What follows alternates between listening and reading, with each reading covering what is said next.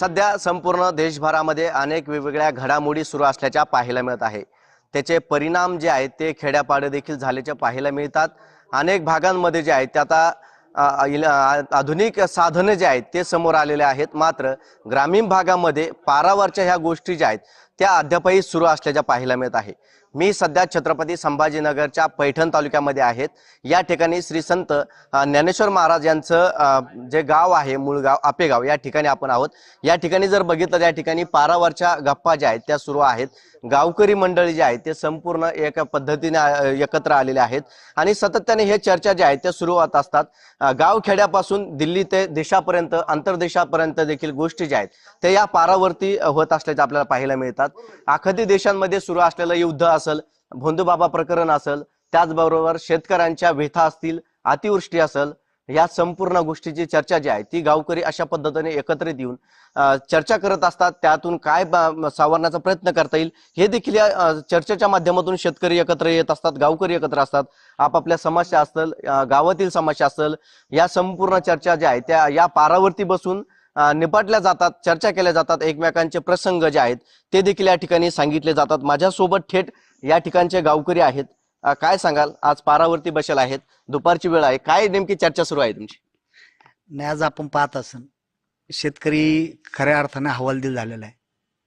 आज आम्ही जे कंपनी हे बसतो सकाळी दुपारी 12-1 वाजेपर्यंत पर्याय नाही, वेळच जात नाही। आज आपण खऱ्या अर्थाने ह्या युद्धाचा फटका शेतकऱ्यावर एवढा भयंकर बसलाय की शेतीमाल पिकून सुद्धा विकत नाही, विकला तर त्याचा पैसा वेळेवर येत नाही। आज कित्येक लोक गाव सोडून बाहेर निघू लागले, उद्योगाकडे पळू लागले, कंपन्याकडे जाऊ लागले। कोणी मुलं, तरुण मुलाला कामं नाहीत, तरुण मुलं शेतात कंपनीत जातात तर ते टेम्पररी काम करतात। आज जर काम मिळालं कंपनीत तर उद्या मिळत नाही, ते सुद्धा शाश्वत नाही। म्हणून आता हे आमच्या गप्पा रोज हीच वेळ आहे की बाबा रोजचं काय चाललं, शेतीचा काय विषय, शेतीमाल पिकला तर विकत नाही, विकला तर त्याचे पैसे मिळत नाही, शेतीचा खर्च वाढलाय, शेतीवरला खर्च। ज्यावेळेस मला कळतं चांगलं 2012ला 350 रुपयाला 10-26 बॅग होती, त्यावेळेस गहू आता 1800 ते 2000 रुपये। आज ही गहू 2000 रुपये विकतोय आणि तीच बॅग झाली 2200 रुपयाला। मात्र चर्चा करता पारावरती, तर यातून काही प्रयत्न आहे का याला सोडवण्यासाठी? नेमकी काय भावना नेमकी? आज एकमेकाच्या भावना जर आपण एकमेकासमोर जर नाही मांडल्या तर याचे परिणाम, दुष्परिणाम होते, मनावर परिणाम होतो। कोणाला आत्महत्येची वेळ सुचते तर कोणाला कुठं निघून जाण्याची वेळ सुचते। हे जर कुठंतरी आम्हाला टाळायचं असलं तर आम्ही एकमेकात बसून एकमेकासमोर स्वतःचं मन मोकळं करण्याचा प्रयत्न करतो। नक्कीच सगळे वयस्करच आपल्या सोबत आहेत। बाबा, काय सांगाल, कसं पारावरती बसता दररोज, काय चर्चा असते नेमकी तुमची? हीच चर्चा असते, कारण शेतीच्या मालाला भाव भेटत नाही, विकत नाही, पैसे पुन्हा शिक्षणाची पंचायत पडती, लग्नाची पंचायत होती, भानगडीला खूप दे कर्ज बाजारी, त्याच्यामुळेच हो राहिलं ना, दुसरं काही नाही बाकीचं। मात्र पारावर बसल्या कुठेतरी मन हलकं झाल्यासारखं वाटतं का? हो, समय बसल्यानंतर मन हलकं होतं ना, त्याच्यानंतर काय होत नाही फायदा। अजून देखील आपल्यासोबत बाबा आहेत। बाबा, काय सांगाल, काय होतं शेतामध्ये पेरलेलं? शेतामध्ये होतं आमचं, तुम्ही फक्त गव्हर्नमेंट एकच करायला पाहिजे, अनुदान बंद करायला पाहिजे, शेतीला भावाला पैसे द्यायला पाहिजे, बाकी काय करायला पाहिजे नाही। हे छुटून बंद करायला पाहिजे। मात्र जे अनुदान म्हणतात त्याच्यावरती खतावरती अनुदान आहे, युरियाची बॅग जर आज जर युरिया बघितला तर 4000 रुपयाला प्रतिष्ठिताची किंमत ठरू शकतात। आमचा भाव आहे का कापसाला उसाला भाव द्यायला पाहिजे, तू अनुदान देऊच नका आम्हाला। नाही, मात्र जे खतं तुम्ही वापरतात, युरिया असेल किंवा इतर कोणते साहित्य, याला देखील अनुदान दिलं जातं। आज ते तुमच्या 350-300 रुपये पत्रात पडतंय, ते बंद करून आमचा भाव द्यायला पाहिजे मालाला, फक्त त्या अनुदान आम्हाला गरज नाही त्याची। मात्र शेतात काय पेरलेलं आहे? ऊस आहे, गहू आहे, बाजरी आहे, कांदे, बागायतदार आहेत। हा कांदे आहेत, बरेच पीक आहे आमच्याकडे। अजून देखील आपल्यासोबत शेतकरी आहेत, त्यांच्याशी बोलण्याचा प्रयत्न करूयात। काय सांगाल बाबा, काय होतं शेतामध्ये? शेतामध्ये ऊस आहे, बाजरी आहे, गहू आहे।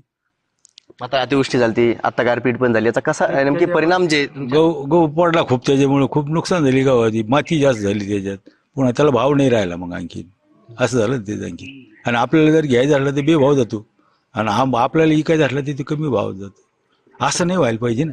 पारावर बसता, चर्चा करता सकाळपासून दुपारपर्यंत, सायंकाळी पुन्हा चर्चा करता, यातून काय नेमके संपन्न होतं? आता अनेक ठिकाणी जर बघितलं तर पारच राहिले नाहीत। तुमच्या गावात किंवा पार आहे, एकोपा दिसतोय, संपूर्ण लोक या ठिकाणी एकत्र आहात। एकूणाला म्हणजे चर्चा केली तर एकूणाला दुःख त्याची कमी झाल्यासारखं वाटतं, बाकी काहीच नाही त्याच्यात। काय त्याच्यात एकूणाला दुःख कमी होतं त्याच्यात, एकूणाला चर्चा करून असं होतं ना ते, दुसरं काही नाही त्याच्यात फरक. नक्की जर बघितलं वृद्धांसह तरुण देखील या ठिकाणी आहे.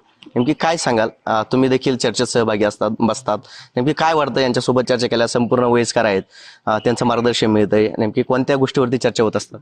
हेच शेतीविषयी गावातली परिस्थिती.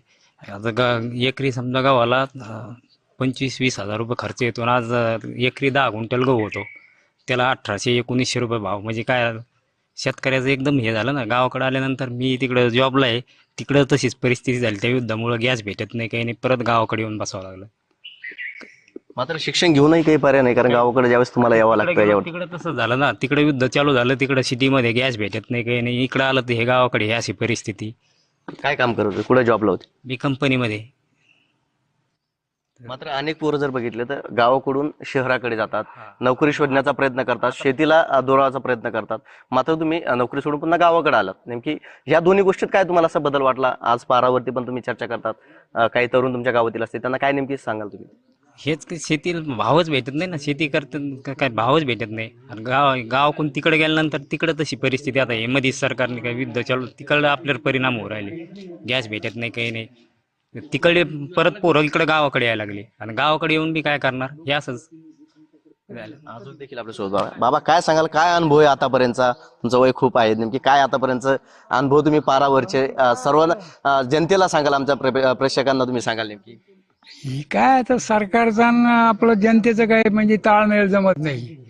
इथं ह्या वर्षी इतकी अतिवृष्टी झाली ना, सरकारने घोषणा केली एक, दिलं एक, काहीला दिलं बी नाही अजून. गहू विकतोय 1900ला 1 क्विंटल, आणि खताची गोणी 2100 रुपयाला मिळते. आज खताचे भाव कुठं गेलेले आहेत, याचा ताळमेळ नाही ना. गव्हाचे भाव मला कळतं तसं 3000च्या आतच आहेत, आणि खताची गोणी गेली 2,500 हजारापर्यंत. कसा ताळमेळ बसन? मात्र पूर्वी शेती करत होतात, आताही शेती करतात. काय बदल झाला नेमकी शेतीमध्ये? शेतीला खर्च आधुनिक खूप शेती येतो. झालाय. शेती अशी आहे ना, शेती परवडत नाही. शेतीला खर्चच खूप येतो, परवडत नाही शेती. आणि सरकार, आपला भारत देश तर शेती प्रधान आहे. शेतकऱ्याला तर काहीच प्राधान्य नाही इथं. सगळं गव्हर्नमेंट कशावर खर्च करतं? बजेट सगळं गव्हर्नमेंट खर्च, सगळं याच्यावरच खर्च होतो 75%. शेतकऱ्यावर काय खर्च होतो? 25% फक्त. अजून देखील आपल्यासोबत तरुण शेतकरी आहेत. काय सांगाल, कसा परिणाम जो आहे तो आतापर्यंत युद्धाचा असेल, भोदूबाबा खरात प्रकरण असेल, याचा कसा परिणाम जाणवता? कारण तुमच्या गावात जर बघितलं तर ज्ञानेश्वर माऊलींचं जन्मस्थान तुमचं गाव आहे. तुम्ही कसं त्या प्रकरणाकडे बघता? की आम्हाला आता सध्याला तर गॅस टाकी तर भेटानच. गॅस टाकीचा प्रश्न लांबच राहिला. 10-15 दिवस लागू राहिले. गॅस टाकी घेऊन गेलं, ते म्हणते गॅस टाकीने तुमचं कार्ड आमच्याकडे जमा करा. त्यांच्याकडे कार्ड जमा केलं तर 15 दिवस नुसतं नंबर यायला लागतो. मग शेतकऱ्यांनी करायचं काय? तुम्हाला सांगतो, आता कांदे केले होते, कांद्याला लावायला खर्च 15,000 रुपये, काढायला खर्च 15,000 रुपये, रोप वेगळं, खत वेगळं, फवारणी वेगळी, आणि कांदा चालला 3 रुपये आणि 4 रुपये. सारा खर्च उरायला एकरी 50,000 रुपये, आणि कांदा चाललाय 30,000 रुपये. 20,000 रुपये काय करायचं? काय तोटा सहन कसा करायचा? काय करायचं शेतकऱ्यांनी? नेमकी पारावर बसता मग काय चर्चा काय करता नेमकी पारावरती? पिकात बदल असेल, आधुनिक ती शेती असेल, ह्या पारावरती चर्चा कसं आहे? आता जुने लोक सांगत आहेत की आमच्या टायमाला खताची गुणी होती 400-300 रुपये, आज खताची गुणी गेली 2200 रुपयाला. आणि त्या टायमाला सांगायचे आम्हाला एवढ्या फवारण्या नव्हत्या, खत नव्हतं, काही नव्हतं. आता मालालाच भाव नाही, आता खतं वाढले, फवारण्या वाढल्या. आता करायचं काय? शेतकरी तर कर्ज बाजारीच आहे. शेतकरी काही नाही, शेतकऱ्याकडे काही उराणं. आता शेतकऱ्याच्या मालाला भाव भेटू जेव्हा भाव भेटन तेव्हा शेतकरी सुखी होईल. बाबा, काय सांगाल, किती मुलं आहे, काय आहे? 2 मुलं आहेत. कशी परिस्थिती घरातली, काय आहे? दररोज कट्ट्यावरती गप्पा मारतात? शेती थोडीफार करतात, पण शेती परवडत नाही सध्या. खताचे भाव काय वाढलेले आहेत. झालं मजूर काय आहे, मजूर 500 रुपये रोज लागतो एका मजुराला, 400 रुपये बाईला. आणि शेती एकरी गहू झाले 20 क्विंटल तर शेती लागते 30,000. देशात काय चालू आहे ते तुमच्या गप्पा होत्या की इथं पारावरती? नेमकी काय मग काय चर्चा होती? काय प्रकरण? शेती सोडा हो, बाकी इतर ज्या गोष्टी आहेत त्यातील पण काय चर्चा होत्या पारावरती? काही उराणा ना असं झालं एक काही हा जितकं तितकंच कमीच तोटा. अजून देखील आपल्यासोबत काय सांगा, देशात जे युद्ध सुरू आहे, खरात बाबा प्रकरण आहे, याच्यावरती काही चर्चा करता काय? नाही, समजा तिकडे युद्ध झालं ते इकडे खेड्यापाड्याला जास्त परिणाम त्याचे झाले. कारण का गॅसचे प्रॉब्लेम झाले. आपण म्हणतो गहू घ्यायला जा, त्यांची बॅग जर घेतली आपण पेरासाठी तर 3,000 रुपयाला आणि आपला गहू चालला आज 2,000 रुपयांनी आणि 1900 रुपयांनी आणि त्यांचे खताचे भाव पाहिले वेगळे. कसं आहे आपलं हेच चला ते मग चर्चा मारतीच्या पार जुने माणसं काय म्हणते आमच्या काळात अशा का हे होते हे होतं आणि आताच्या पोर मग तेच ऐकून चर्चा सांगते का काही चर्चा तेच चालली. अजून देखील आपल्यासोबत काही जण आहेत, त्यांच्याशी पुन्हा चर्चा करूयात. काय बाबा, कसं आहे घरातलं, कसं नेमकीच काय चाललंय? पारावरच्या गोष्टी करतात त्यावेळेस घरातल्या गोष्टी येत असत.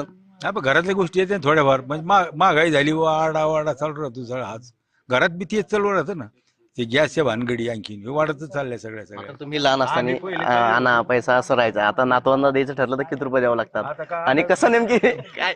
आता ते 1 रुपया चालत नाही त्यांना, 10 रुपये 20 रुपये अशी लागत ना त्यांचे फॅब, म्हणजे वाढलं ना सगळं हे वाढून ठेवलंय. पण ही उत्पन्न वाढणार ना काहीच कुंकडत, उत्पन्न तर घडायला त्रास देत असेल ना. येतेच, म्हणजे त्रास देतेच, म्हणजे पहा बरं, आता त्रास देणार ठरले नाही ते आता. हा, ते त्रास देते ते.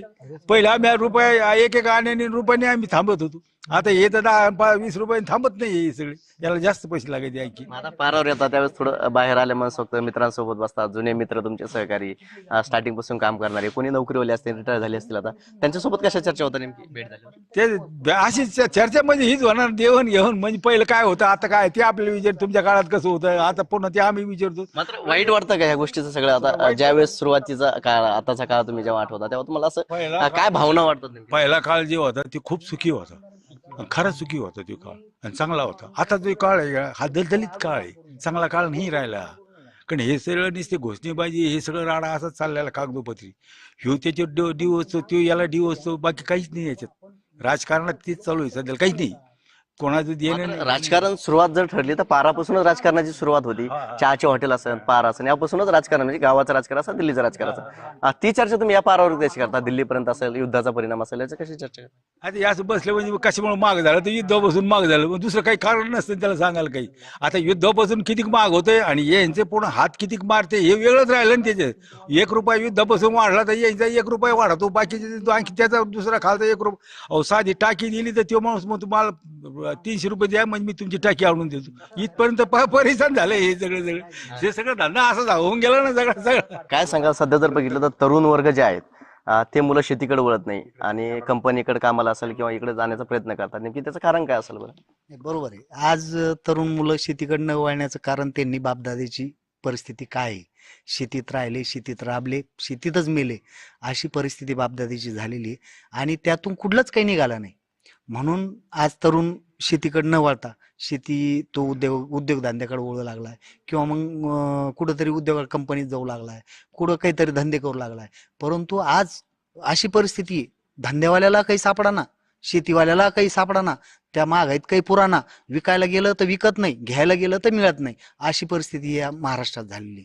खऱ्या अर्थाने आम्ही आता हे वयोवृद्ध आहेत, आता आमच्या वयाचे तर म्हणजे थोडेच आहेत. आम्ही यांचे पाठीमाग, आता हे जुने लोक सांगतात आम्हाला, आमच्या काळामध्ये जेवरी जरी पेरली तर आम्हाला खाता सरत नव्हती. म्हणजे अशी परिस्थिती होती. किती पाहुणे येऊ द्या, किती मोठाले कार्यक्रम करू द्या, भरून उरायचं. उष्णी पासणी द्या, 4-4 वर्ष ज्वारी उष्णी द्यायची. आमच्याकडे पेव राहायचे, पहिले पेव मानायचे, एवढले पेव राहायचे, ते पेव भरायचे, 100 क्विंटलचे पेव भरून राहायचे. म्हणजे दुष्काळ जरी पडला तर ते अख्ख्या गावाला ते पेव पुरायचे. अशी परिस्थिती पहिली राहायची. आज तर असं झालंय, घरात एक गोणी राहिली तर तीच करून खायची वेळ आली. कसली प्रगती झाली म्हणतात? प्रगती नाही झाली, हे अधोगतीकडे आले. आज एवढी भयंकर अशी परिस्थिती झाली. आता उघडायचं पेव उघडे झालं तर किती लोकांना जेवायला देत होतो लोक आम्ही. कारण जे लोक येऊन बसायचे तिथं काही इकडे तिकडे हात मारायचे, काही करायचे, त्यांना बी जेवायला द्यायचे टोपलेले. अशी परंपरा होती पहिली. म्हणजे त्यांची बी 4-4, 5-5 दिवस त्याच्यात भागायची, अशी तारा होती. आणि आज अशी परिस्थिती, आपला माल आपल्याला जपून ठेवत नाकी नळ आले. बाबा काय सांगाल, एकंदरीत कसा काळ बदलत गेला तुमच्या नजरेसमोर? हा, पहिला काळ चांगला होता. बगर खर्च, शेतीला खर्चच नव्हता, पेरून द्यायचं ना माप धान्य व्हायचं. आता शेतीला खर्च गेल्याशिवाय पिकतच नाही आता शेती, आणि हे खर्चाचा नाही ताळमेळ बसत नाही ना. सगळं म्हणजे सरकारचं धोरण वेगळं, शेतकऱ्याचं धोरण वेगळं. पारावरती येतात, चर्चा करतात, कसं वाटतं? गावाकडे आल्यानंतर थोडं हेच, पण यांच्या समस्या ऐकल्यानंतर परत असं वाटतं की गावाकडे काहीच नाही. मी पहिलं शेती केली, नंतर घरच्या शेतीत मी बघितलं काहीच उरत नाही शेतीत. अक्षरशः नंतर मी गावाकडून कंपनीमध्ये जॉबला गेलो, तिकडे 10-15 हजार रुपये ना, त्याच्यात बी पण तिकडे शेतीमध्ये तर काहीच राहत नाही त्या 10,000 सगळं भागतं का? आणि त्याचबरोबर असं जो कट्टा म्हणतो आपण पारावरची बैठक, त्या बैठकीत मिळतं का ते तिकडं शहराच्या ठिकाणी मिळतं का असं तुम्हाला जीवन? नाही. मग हे गावाकडे आल्यानंतर या जुन्या समजा वयस्कर लोक कळत बाबा हे असं आणि हेच सांगायचं शेतीत काहीच नाहीये. मी इथं राहिलो होतो शेतीत काहीच नाही, कारण शेतीत पुरतच नाही ना तिकडे. इतर काही गोष्टी आहेत देशाबाहेर पण ह्या गोष्टीचं एकंदरीत कशी चर्चा तुम्ही सगळे मिळून ह्या पारावरती बसून करतात? आता अशोकबाबा खरात प्रकरण जे होतं त्याची देखील चर्चा तुम्ही इथे केली असेल, ती कशी चर्चा नेमकी काय तुमच्या कानावरती सुरुवातीला ते प्रकरण पडलं? किंवा त्यांनी बऱ्याच लेडीजला हे केलं असं ती परिस्थितीमुळे इकडे बी परिणाम व्हायला लागले ना. तर पैठण तालुका हा संतांची भूमी म्हणून ओळखला जातो, त्यामुळे जिथं कुठं अशा भोंदूबाबाचं प्रकरण समोर होतं त्यावेळेस एक संतांची भूमी असलेल्या गावांमध्ये त्याचं कसं म्हणजे तुम्हाला किती त्याचं काय वाटतं? खूप वाढली सध्या, अंधश्रद्धा वाढली, त्याच्यामुळे थोडा परिणाम होतो की बाबा आपण जे करतो ते बरोबर आहे की नाही असं वाटतं. महाराष्ट्राने जगाला दिशा दिली, कारण काय पैठण हे संतांची भूमीच ओळख आहे. ज्या गावात आपण बसलो हे संतांचं मुख्य मूळ गाव आहे, त्यामुळे नेमकी तुम्हाला कसं ज्यावेळेस असे संपूर्ण प्रकरण येतात, भोंदूबाबाचं प्रकरण असेल, पुढं अनेक काही प्रकरण समोर येतात, त्यावेळेस तुम्हाला नेमकी काय तुमच्या भावना काय असतात? अंधश्रद्धा खूप वाढली आहे समाजामध्ये. आपल्या महाराष्ट्राने जगाला एक हे दिलेली आहे, म्हणजे अंधश्रद्धा निर्मूलनाचं काम केलेलं आहे. संत म्हणजे ज्ञानेश्वर महाराज झाले, तुकाराम महाराज झाले, आपले एकनाथ महाराज झाले पैठणचे, यांनी किती 700-800 वर्षापूर्वी अंधश्रद्धे निर्मूलनाचं काम केलेलं आहे. पण आता समाज आपला परत तिकडंच चालला आहे. म्हणजे बुवाबाजी, भोंदूबाबा या समाजात खूप झालेले आहेत. लोकांनी वैज्ञानिक दृष्टिकोन थोडा ठेवून काम केलं पाहिजे. आपल्या आजूबाजूला काय चाललंय म्हणजे त्याचं थोडं भान ठेवून वागलं पाहिजे प्रत्येकाने. मग काय दुःख होतं, आपण संतांच्या तालुक्यात आहोत, संतांचं गावाचं तुमचं आहे, दुःख होतच ना, बरोबर आहे ना, दुःख तर होणारच. अजून देखील आपल्यासोबत आहेत. काय कसे परिणाम सगळे होतात सध्या तरी देशभरात सगळ्या गोष्टी घडतात, दिल्लीपर्यंत राजकारण असेल, शेती प्रश्न असतील, अनेक समस्या असतात, महिला समस्या असतात, याच्यावरती कशी चर्चा करतात येत असलं तर ते परत ते भोगाची पाळी येते ना, चांगलं केल्यानंतर चांगलंच होतंय, तर हे भानगडे अशा होत्या. कर्माचा फेरा असतो शेवटी, मग जे कर्म आपण करतो ते शेवटी परत येतच. त्याला थोडा वेळ जाऊन द्यावा लागतो, पण शेवटी ते परत येणारच आहे. चांगलं काम केलं तर चांगलं त्याचं फळ मिळतो, वाईट केलं तर मग त्याचं वाईटच फळ मिळणार ना, असं होतं. काय काय सांगाल नेमकी कशा पद्धतीने जाऊन द्यायचं नाही. मी म्हणतो याच्यावर कुठंतरी सरकारने काय नियंत्रण असं का ठेवतं, असं का ठेवतं, धरसोड का करतं, म्हणजे कुठं पाणी मुरतं हे तर सरकारने शोधायला पाहिजे, नको यायचं आहे की नाही. ही धरसोड जी होती ना त्याला सोडल्या जाते, धरल्या जाते, हे काय होतं असं. खून झालेले तर खुनाचे बी तसंच चाललेले आहे सध्याला, अजून बी काय आहे का त्याचं काही. म्हणजे हो चांगल्या माणसाचे एवढं गाजलेले महाराष्ट्रात गाजलेले खून, ती खून सुद्धा झाकल्या गेली. मग याला कोण झाकीत, कोण करतं हे सगळं कुठं ना असं. म्हणजे हा काय न्याय राहिला का? न्याय नाही राहिला ना. सर्वसाधारण माणसाचं जीवन जगणं कठीण होणार आहे याच्यात आणखी काही दिवसानंतर. आणि काय झालं, हे सगळे राजकारणी लोकच करून राहिलेले सगळं कारण राजकारणाचं हाती त्याच्यात. हो सांगा, त्या देशमुखचा हत्या झालेले किती दिवस झाले सांगा तुम्ही, किती काळ झाला त्याला सांगा, किती महिने झाले लुटली सांगा तुम्ही. त्याचे आरोपी जे ते जेलबंद आहेत, जेलबंद आहे नाही तर काय करतात जेलबंद. हो ते चांगले पद्धतशीर जे होते खाऊ. न्याय व्यवस्था आहे, न्याय व्यवस्थेचा विषय, आणि आरोपी जे आहेत ते अटकेत आहेत. नाही ते अटकेत आहेत, नुसते अटक तर कवर राहू शकते नव्हते, पण जगत येत ना ते. अहो त्याचा परिणाम, त्याला जर आज फाशी झाली फाटकून दिवशी दुसरं काम होणार नाही ना. हा निर्णय काय घेत नाही असं. आवाज एखादी बाईला छेडलं तर त्याला फाशी दिली तर ताबडतोब दुसऱ्या ते बाईला ते धरू शकत नाही दुसरा माणूस, त्याला भेट. पारावर ह्या गप्पा करतात, ह्या सगळ्या गोष्टी चर्चा करता का की जर तुमच्याकडे समजा तुमच्याकडे न्याय व्यवस्था दिली असती तर तुम्ही नेमकी काय केलं? नाही सरकार नाही फाशीच मग त्या दुसरं काय मारणं होतं, पण दुसरा माणूस करीत नाही ना. मग अहो एक गोष्ट घडली ना तर दुसरं ती गोष्ट अनिल कपूर सारखं आपण जर तुम्हाला एक दिवसाचं मुख्यमंत्री किंवा मुख्य पद तुमच्याकडे दिलं तर काय नेमकी काय कराल तुम्ही? त्याला ते निर्णय तर साफ करावाच लागेल ना आपल्याला. काय निर्णय घेताल तुम्ही? आता हे ध्यानात ठेवून आपण लोक आपल्याबद्दल लोक असे बोलते म्हणून आपण ध्यानात ठेवून काम करावं लागेल ना. ते काय आता आपण कसं बोलतो या लोक तसं आपल्याला ते पद आलं तर आपण बी त्या गोष्टीचं ध्यान ठेवावं लागेल ना आपल्याला. ते कारण हे लोक आपल्यालाच बोलणार, असं आपल्यासारखंच बोलणार की नाही बोलणार सांगा तुम्ही. असं होणार. अखादी देशांमध्ये युद्ध सुरू आहे, त्याचा परिणाम नेमकी ग्रामीण भागापर्यंत कसा झाला? आज मी स्वतः तीन राऊंड मारले, गॅस भेटत नाहीये. 3 राऊंड मारलेत पैठणला, गॅसच भेटत नाहीये. 8 दिवस झाले तिथं बुक जमा करून. मग कसं आता घराचा संसार कसा चालतोय? चालू आहे सध्या, चुलीवर चालू आहे. महाराष्ट्रात खूप सण असतात, नेमकी कशा पद्धतीने तुम्ही सण साजरे करता? तुमच्या गावात आता कोणता उत्सव जो आहे तो आहे समोर आहे, येणाऱ्या काही दिवसामध्ये म्हणा किंवा झाला असेल, कशा तयारीला तुम्ही लागेल असतात? आम्ही सणाच्या आधीपासून तयारी असते आमच्याकडे. आता माऊलींचं जन्मस्थळ आहे, या ठिकाणून दिंड्या निघतात, माऊलींचं मंदिर आहे, तुम्ही कशी तयारी करताय संपूर्ण? माऊली जन्म उत्सव असेल, कार्तिकी असेल, किंवा आता ज्यावेळेस इथून वारी काढल्या जाते, कशी एकंदरीत तयारी तुमच्या असते बरं गावकऱ्यांची? घरी व्यवस्थित करणे, पाहुणे येणार आहे वा आपल्याकडे, व्यवस्थित करणं, त्याच्यानंतर त्यांचं आदर सत्कार करून त्यांना व्यवस्थित 4 दिवस आपल्याकडे राहणार आहे म्हणून व्यवस्थित त्यांची देखभाल करणं, त्यांना बोलवणं की आमची इथे यात्रा आहे म्हणून. शिक्षण परिस्थिती बदलली, शिक्षण प्रणाली बदलली. जुन्या काळामध्ये अशाच पारावरती शिक्षण दिलं जात होतं, तुम्ही त्या शाळेमध्ये गेला असता. मग कोणते तुमच्या टायमाला काय बदल? शाळा होती आमच्या टायमाला, शाळा होती आमच्या त्या टायमाला, मराठी शाळा होती पहिली. पाहिलं तुम्ही, मराठीचा वाद सुरू आहे आज, नाही तो झालाय, पण आता मुंबई असेल अशा ठिकाणी मोठमोठ्या रिक्षा चालकांचा असेल यांचा संप आहे मराठीच्या विरोधात. अमराठी मराठी असा प्रश्न, त्यावेळेस मराठी कुठेतरी लुप्त होत चालली, मराठी शाळा कमी होत चालल्या, इंग्लिश मिडियम समोर यायला लागली. त्यावेळेस तुम्हाला काय वाटतं, खरंच मराठी शाळा ज्या आहेत त्या बंद पडत चालल्यात, नेमकी त्यावेळेस काय वाटतं तुम्हाला? म्हणजे ते माणसाला दुःख होतं ना, कारण मराठी ही भाषा, ही शब्द मराठीची कशी वळायची ती वळल्या जाती, इंग्लिशमध्ये अर्थाची गळा अर्थ होऊन बसतो कधी कधी, आणि मराठीचा तसं नाही. मराठी कोणाला म्हणजे आपल्याला बदलता येतं, त्याला चेंज करता येतं आणखीन, ती वेगळं आहे ना ती ना, की त्या काळात माझी मराठीच्या बोली मराठीचं जे दुःख असतं ते काय नेमकी? आता मराठी भाषा लुप्त होत चालली, खूप ठिकाणी हिंदी भाषा, इतर भाषा बोलत चालतात. ज्यावेळेस तुम्ही महाराष्ट्राचा आता मराठी भाषेचा प्रश्न उपस्थित होतो, त्यावेळेस तुम्ही या पारावर बसतात, त्यावेळेस मराठी भाषा ही लुप्त होत चालली, याच्यावर कशी चर्चा करता? नेमकी काय तुम्हाला वाटतं? नाही, मराठी भाषा ही व्हायलाच पाहिजे, कंपल्सरीच व्हायला पाहिजे मराठी भाषा. आता यांनी आता आपण पेपरमध्ये याच्यात मोबाईलवर चर्चा पाहतोय, मराठी म्हणजे तिथं त्यांना मराठी आता का म्हणून राहिले ते की रिक्षा चालकाला मराठी यायला पाहिजे का? कारण मराठी हा म्हणजे सर्वसामान्य महाराष्ट्रात चालते ना, ऐक ना, सर्वसामान्याला कळतं. ज्ञानेश्वरांचं उदाहरण दिलंय. हा ज्ञानेश्वरांनी सांगितलेलं आहे ना, माझी मराठी याच्या बोली अमृताहुनी पैजा जिंके, म्हणजे अमृतापेक्षा सुद्धा मराठीला गोडी आहे.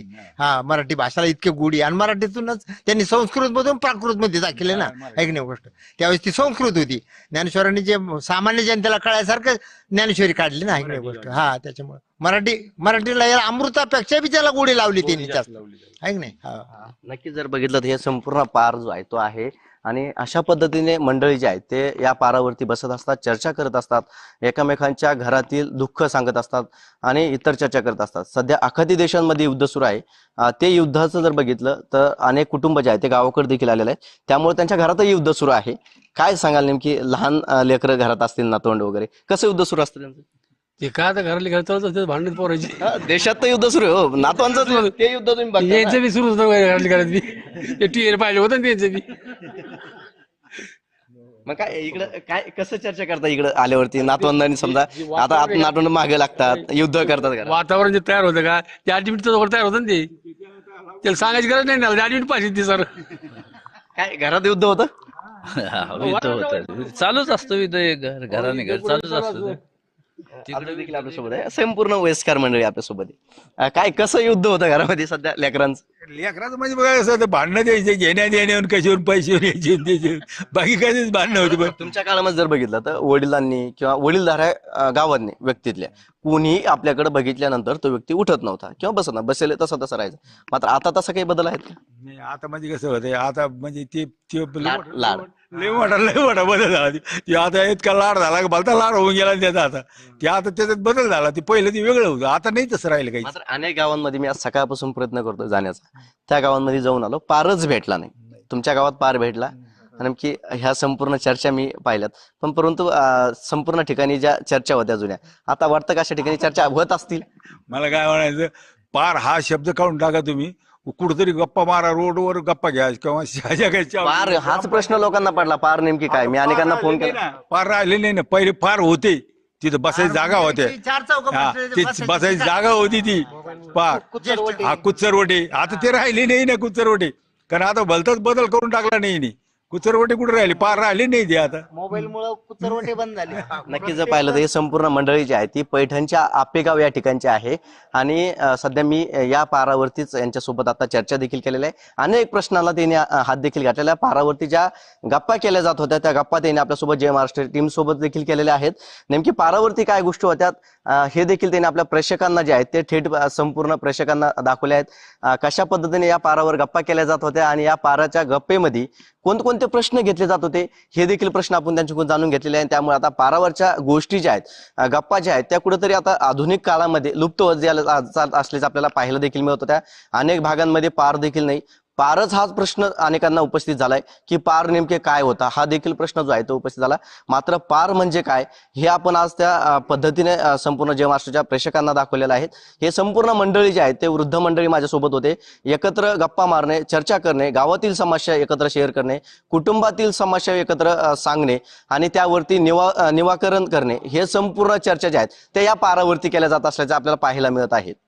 कॅमेरा पर्सन संतोष सिरसाटसह विजय चिडे, छत्रपती संभाजीनगर.